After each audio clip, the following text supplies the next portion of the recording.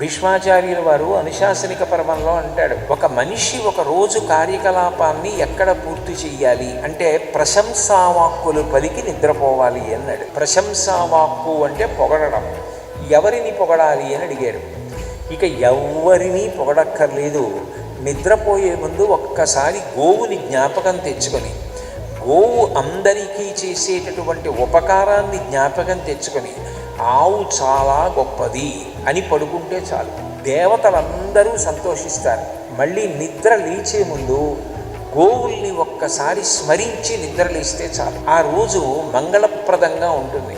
గోవు యొక్క సేవ చేస్తే, గోవుకి ప్రదక్షిణం చేస్తే, గోవుకి గ్రాసం పెడితే, గోశాల ఉన్న చోట నిద్రపోతే అటువంటి దాని వలన సమస్తమైనటువంటి ఈప్సితములు సిద్ధిస్తాయి.